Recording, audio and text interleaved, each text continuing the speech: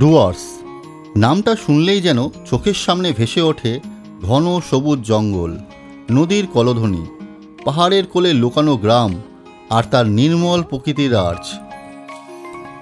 সবাই ভাবে ডুয়ার্স শুধু জঙ্গল সাফারির জন্যই বিখ্যাত, কিন্তু এই জঙ্গলের বাইরেও রয়েছে অনেক চমক, আমাদের ভ্রমণের অনেক জায়গা, যা আজ আমি আমার অভিজ্ঞতা তোমাদের সাথে ভাগ করে নেব।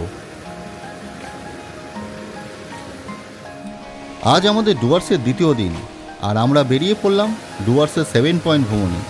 এই পর্বে থাকছে তোমাদের জন্য অনেক চেনা অচেনা জায়গার খোঁজ, তার সাথে এই 7 পয়েন্ট ভ্রমণের সুবিধার্থে কিভাবে আমরা তাকে ভাগ করে নিয়েছি থাকছে তারও খোঁজ।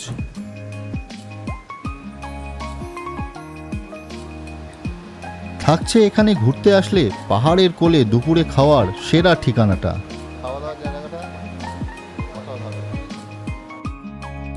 মোহময়ী ডুয়ার্সের সৌন্দর্যে আমরা ভেসে বেরোলাম সম্পূর্ণ একটা দিন, যার অভিজ্ঞতা ছিল অতুলনীয়। যেখানে দেখতে পেয়েছিলাম পাহাড়ি আদিবাসীরা নিজেদের গ্রামের রাস্তা কিভাবে যত্ন নেয়, তার সাথে নাম না জানা অনেক জলপ্রপাতেরও সাক্ষী হলাম এই বর্ষায় আমরা। তোমরা দেখতে পাবে পাহাড়ে মেঘেদের এক অপরূপ খেলার দৃশ্য, দেখতে পাবে বর্ষায় কিভাবে অরণ্য সেজে ওঠে তার নিজস্ব রূপে, যা তোমাদের মনের কুটিরে স্মৃতি হয়ে থেকে যাবে চিরটাকাল। আজ শুরু হতে চলেছে মোহময়ী ডুয়ার্সের দ্বিতীয় দিনের জার্নির গল্প। তোমাদের সাথে রয়েছি আমি সৌভিক, আনএক্সপেক্টেড জার্নির সাথে। ডুয়ার্সের জঙ্গল সাফারি ছাড়াও ভ্রমণের উল্লেখযোগ্য আরও দেখার জায়গা হলো 7 ভিউ পয়েন্ট, কিন্তু আমার ভ্রমণ তালিকায় ছিল আরও কিছু ভ্রমণ স্থান, যার জন্য তোমাদের আমার এই ডুয়ার্স সিরিজটা দেখতে হবে প্রথম থেকে। কিভাবে আমি এই 7 ভিউ পয়েন্টকে নিজেদের ভ্রমণের সুবিধার্থে ভাগ করে নিয়েছিলাম, এর ফলে আমাদের ভ্রমণ তালিকায় আরও অনেক অনেক ভ্রমণের জায়গা যোগ হয়েছিল। তোমরা শুধু সাথে থাকো আর দেখতে থাকো আমার এই 2 রাত 3 দিনের ডুয়ার্সের ভ্রমণের গল্প। এখন আমরা এসে পৌঁছালাম আমাদের প্রথম গন্তব্যে, যা Samsing tea garden view point নামে পরিচিত। প্রকৃতির সান্নিধ্যে চা বাগানের সৌন্দর্যে হারিয়ে যাওয়ার আদর্শ জায়গা হলো সামসিং, যা বাংলা ভুটান সীমান্তে অবস্থিত ছোট্ট একটি পাহাড়ি গ্রাম। পর্যটকদের কাছে এখনও স্বল্প পরিচিত এই জনপদটি। চা ও কমলালেবুর চাষই এখানকার মানুষের প্রধান জীবিকা। কাজে এখানে গেলে সবুজের পাশাপাশি চোখে পড়তে পারে তোমাদের কমলা রঙও। পাইনের তুলনায় শাল শিমুলের সংখ্যা এখানে বেশ কিছুটা বেশি। বিশাল বৃক্ষ ঘেরা সামসিংয়ে প্রচুর পাখিদেরও দেখা মেলে। অসাধারণ সুন্দর এক জায়গা, আই লাভ সামসিং লেখা এই জায়গাটাতে আসলে প্রকৃতি যেন তার সৌন্দর্যকে উজাড় করে দিয়েছে। এত সুন্দর এই জায়গাটা, আর পিছনে যে পাহাড়গুলো দেখছো, পাহাড়ের রূপটা একচলে মাতাল করা একেবারে। কেমন এই জায়গাটা, সুন্দর না? যদি ভালো লেগে থাকে তাহলে অবশ্যই একটা লাইক করে দিও, আর পারলে সাবস্ক্রাইব করে দিও চ্যানেলটা। যারা এখনও সাবস্ক্রাইব করোনি তাদের জানিয়ে রাখি, আমি কিন্তু প্রত্যেক সপ্তাহে এই রকম একটা করে ট্রাভেলের গল্প নিয়ে হাজির হই। চলো তাহলে এখন যাওয়া যাক আমাদের পরবর্তী গন্তব্যের উদ্দেশ্যে। সকাল সকাল এই চা বাগানের মাঝ দিয়ে যখন ছুটে চলেছে আমাদের আনএক্সপেক্টেড জার্নির গাড়ি, তার দৃশ্য কিন্তু সত্যিই অনবদ্য।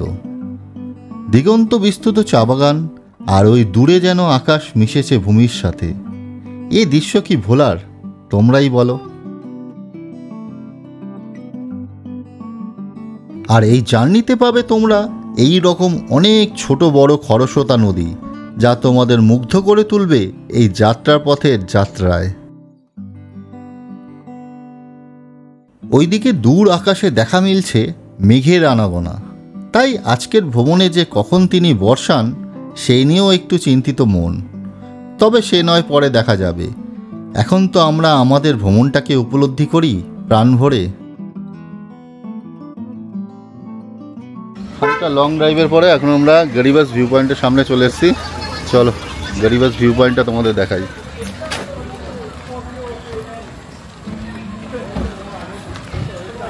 আহা, হেভি। বাহ, আচ্ছা আগে ভিতরটা গিয়ে দেখি গরিবাস ভিউ পয়েন্টের।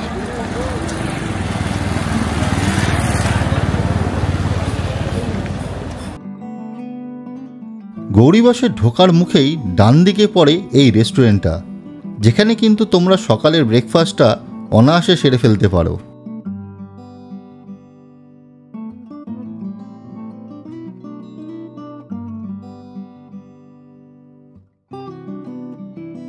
বেশ মনোরম অ্যাটমসফিয়ার এখানে, যা তোমরা দেখতেই পাচ্ছ। কতটা ভালো না মন্দ এটা তোমাদের ওপরেই নয় ছাড়লাম।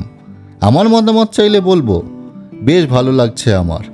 এখানকার প্রকৃতির সান্নিধ্যে নিজেকে হারাতে আর খুঁজে পেতে এরূপ চমৎকার এক সৌন্দর্যকে।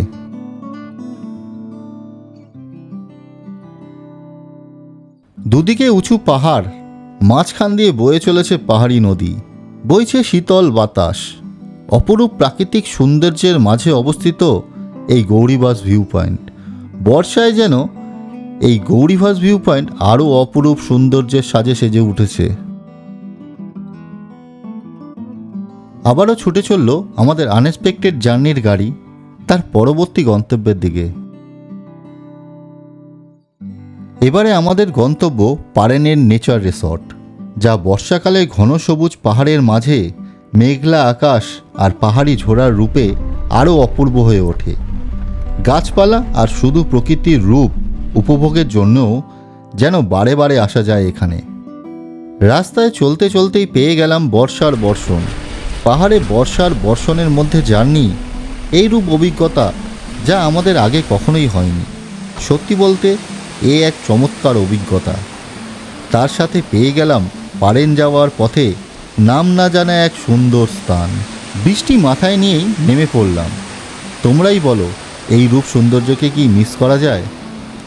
এর এক নিজস্ব সৌন্দর্য রয়েছে, যাকে আমি কোনোভাবেই মিস করতে চাই না। এর সৌন্দর্যকে কিছুক্ষণ উপলব্ধি করে এখানে কিছুক্ষণ সময় নিজের মতন কাটিয়ে আবারও বেরিয়ে পড়লাম আমাদের গন্তব্যের দিকে, যেখানে দেখতে পেলাম পাহাড়িয়ারা তাদের গ্রামের রাস্তা কিভাবে নিজেরাই পরিষ্কার করছে। সত্যি এদের দেখে মনে হয় যদি আমাদের শহরের লোকেরাও এতটা নিজেদের জায়গা পরিষ্কার রাখত, তাহলে আমাদের শহর কতটা আরও সুন্দর হয়ে উঠত। জমতো না বর্ষায় রাস্তায় জল, থাকতো না কোনো রাস্তায় আবর্জনা, শহর হয়ে উঠত কত না সুন্দর আরও। গৌরীবাস পেরিয়ে একটুখানি গেলেই পশ্চিমবঙ্গ বন উন্নয়ন নিগমের পারেন নেচার রিসর্ট পড়বে। ছবির মতন সাজানো বনবাংলো কটেজ, পরপর অনেকগুলো কটেজ আছে এখানে। www.wbfdc.com থেকে অনলাইনে বুকিংও করে নিতে পারো তোমরা। এখান থেকে একদিনে তোমরা ঘুরে আসতে পারো তোদে আর তাংতা গ্রামে, যেটা কালো এলাচ চাষের জন্য বিখ্যাত।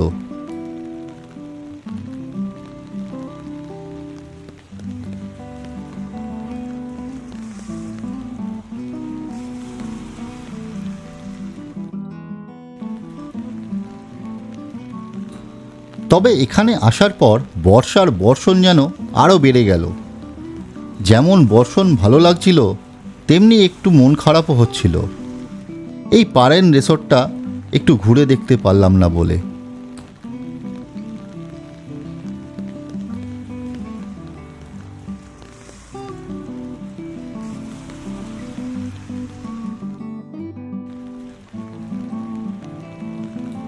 তবে মনে মনে স্থির করলাম, পরের বার আসলে এটাই হবে আমাদের আস্তানা। এই বলে মনকে সান্ত্বনা দিয়ে বেরিয়ে পড়লাম আমরা আবারও আমাদের পরবর্তী গন্তব্যের উদ্দেশ্যে।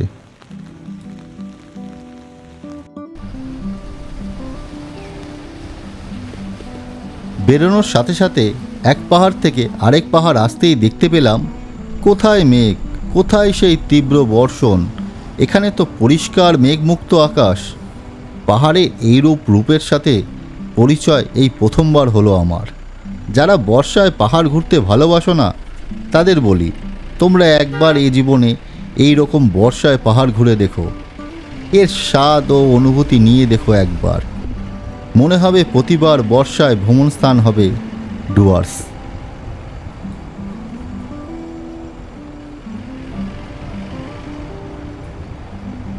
রাস্তার দুধারে দেখতে পাচ্ছি নাম না জানা হাজার হাজার গাছের মেলা, আর মাঝে মাঝে ছোট ছোট বর্ষায় তৈরি হওয়া জলপ্রপাত। অসাধারণ এক অনুভূতি। এর পরের গন্তব্য কি তা না ভেবে এই যে রাস্তার ওপর দিয়ে আমাদের গাড়ি ছুটে চলে, তারও তো একটা নিজস্ব ভিউ রয়েছে, তাকে কি আর আলাদা করা যায়? কি তাই না? তোমরাই দেখো আর সত্যি করে বলো তো, এটা কি মন মাতানো এক দৃশ্য নয়? পরের গন্তব্য তো পৌঁছাবই, তা না হয় ওখানে গিয়েই বলি এখন এই রাস্তার যে নিজস্ব প্রাকৃতিক সৌন্দর্য রয়েছে, এখন তার সৌন্দর্যকে উপলব্ধি করতে করতে এগিয়ে চলি। আমাদের যাত্রার পথে দেখতে পেলাম এই মিষ্টি মেয়েটিকে, যার মা ঘর থেকে ডাকছিল ঘরে আয় বলে।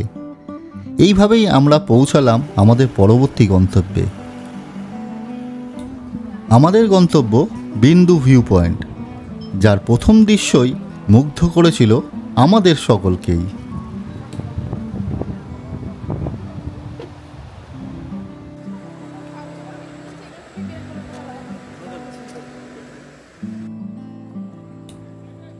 এখানের প্রবেশপথেই পেয়ে যাবে অনেক ছোট ছোট দোকান, যেখান থেকে তোমরা আত্মীয় স্বজন ও বন্ধুবান্ধবের জন্য কিছু উপহারও কিনে নিতে পারো।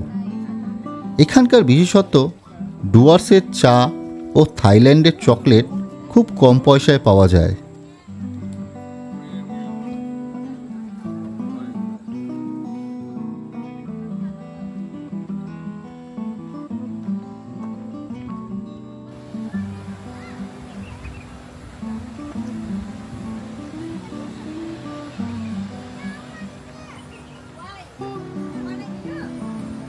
প্রচুর দোকান আছে।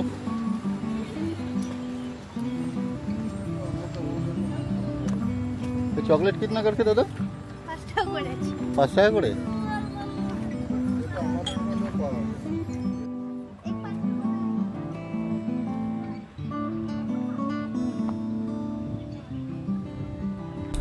এখানে দেখতে পেলাম স্থানীয় স্কুল থেকে ছোটদের জন্য বসে আঁকা প্রতিযোগিতার আয়োজন করেছে।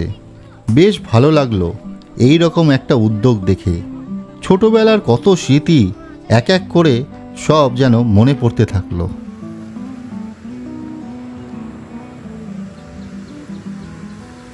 এই হচ্ছে বিন্দু ভিউ পয়েন্ট। এটা কি বিশাল পাথর, তবে দারুণ জায়গা।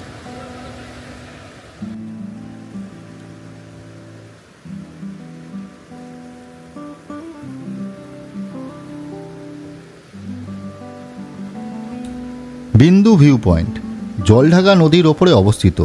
এই জলঢাকা নদী ভুটান থেকে বয়ে ভারতে প্রবেশ করেছে। আর এই জলবিদ্যুৎ কেন্দ্রের বিদ্যুৎ শুনলে অবাক লাগবে, ভুটান ও ভারত সরকার যৌথভাবেই ব্যবহার করে। এর থেকেই বোঝা যায় ভারত সরকার ও ভুটান সরকারের সম্পর্ক কতটা গভীর।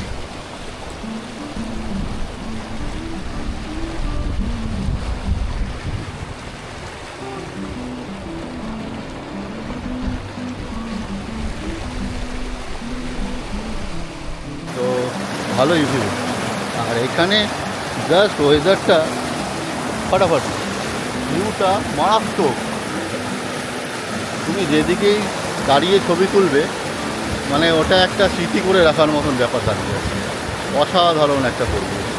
তো আমি বলবো তোমরা সবাই এদিকে ঘুরতে আসলে বিন্দুটাকে আর ঝালংটাকে অবশ্যই তোমাদের ভ্রমণ লিস্টে কিন্তু রাখবে। দেখতেই পাচ্ছ কত সুন্দর ভিউ, সিনারি। দেখো একবার শুধু আমি চারদিকটা ঘোরাচ্ছি, যেখানেই দাঁড়াবে না কেন সেখানেই ছবি তোলার মতন জায়গা। কি দৃশ্য না!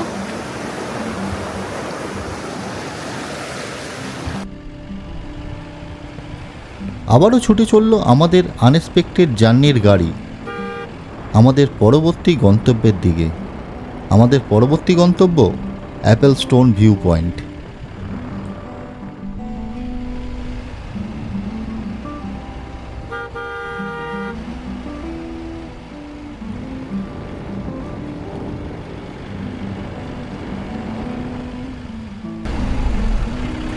দুপাশের প্রাকৃতিক দৃশ্যকে উপলব্ধি করতে করতে সামনে দেখতে পেলাম পাহাড়ের গা ঘেঁষে পড়ে রয়েছে কিছু পাথর ও গাছ, যা স্থানীয় মানুষরা কিছুক্ষণ আগেই কেটে পরিষ্কার করে যানবাহন চলাচলের জন্য আবারও উপযোগী করে তুলেছে।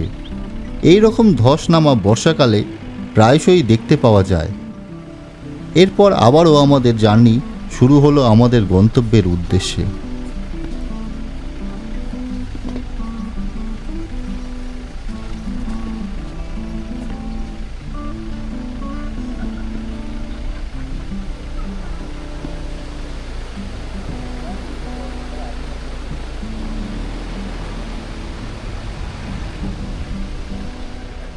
এখন আমরা এসে উপস্থিত হলাম হোটেল অ্যাপেলস্টোনের সামনে, যার পিছনেই রয়েছে অ্যাপেলস্টোন ভিউ পয়েন্ট। ঝর্ণায় যাওয়ার রাস্তা এই রেস্টুরেন্টের পাশ দিয়ে। সামনে যে তোমরা বিশাল আকারের পাথরটি দেখতে পাচ্ছ, এটিকে দেখতে অনেকটা আপেলের মতন নয়? এর এইরূপ আকৃতির জন্যই এই স্থানের নাম অ্যাপেল ভিউ পয়েন্ট দেওয়া হয়েছে।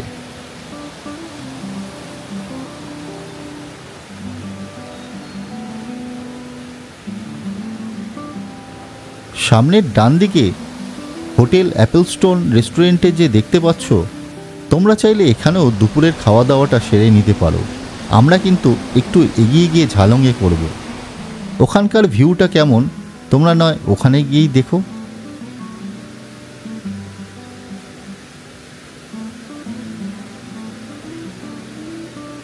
এই অ্যাপেলস্টোন ভিউ পয়েন্টটি ডুয়ার্সের একটি সুন্দর স্থান, যেখানে প্রকৃতির নীরবতা এবং মনোরম দৃশ্য উপভোগ করা যায়।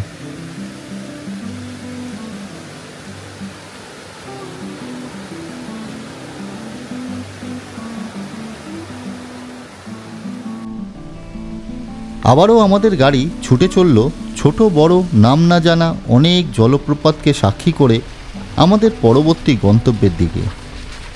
তবে এবারের গন্তব্য হবে এমন এক জায়গা যেখানে দর্শনের সাথে সাথে আমাদের দুপুরের মধ্যাহ্ন আহারটাও সেরে নেওয়া যাবে। এখন আমরা এসে পৌঁছালাম ঝালংয়ের আরজে হোমস্টেতে। তবে এর আগেই তোমাদেরকে বলেছি এই জায়গায় আমরা কেন আমাদের মধ্যাহ্ন ভোজনের জন্য পছন্দ করেছিলাম, তা তোমরা এখন বুঝতে পারবে। নদীর পাড়ে বসে মধ্যাহ্ন আহার, কি জায়গাটা সুন্দর না? আমার তো এই রকম পরিবেশে বসে আহার করতে দারুণ লাগে। আর হ্যাঁ, তোমরা চাইলে একদিন এই জলঢাকা নদীর সৌন্দর্যকে উপভোগ করার জন্য এদের হোমস্টেতেও অনায়াসে কাটাতে পারো। ওই যে নিচে যেখানে নদী বয়ে চলেছে তার পাশেই এনাদের হোমস্টে। আজ আমরা আমাদের মধ্যাহ্ন আহারে নিয়ে নিলাম ডিম থালি, যা ছিল খুবই সুস্বাদু।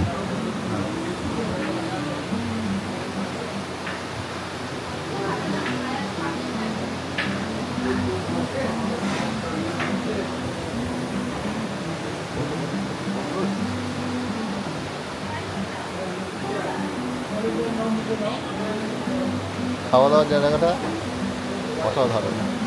আর এখানে আমরা তিনজন বসে এখন উপস্থিত, আর আমরা লাঞ্চটা সেরে নিই, আবার সমুদ্রের বাইরে দিচ্ছি। ঠিক আছে, চলো খাওয়া দাওয়াটা সেরে ফেলি।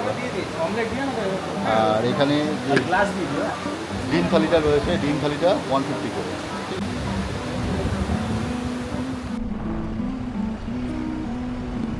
দুপুরের খাওয়া দাওয়ার পর্ব শেষ করে আবারও আমরা বেরিয়ে পড়লাম আমাদের পরবর্তী গন্তব্যের উদ্দেশ্যে।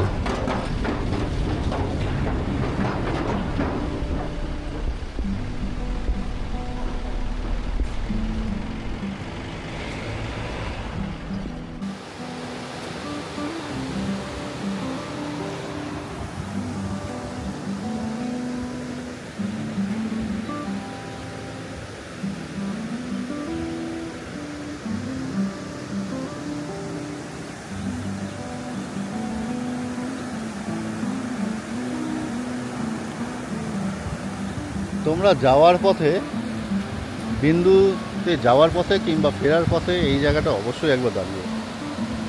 এখানকার ভিউটা এত সুন্দর লাগলো যে এখানে দাঁড়াতে আমরা বাধ্য হলাম। দারুণ দারুণ।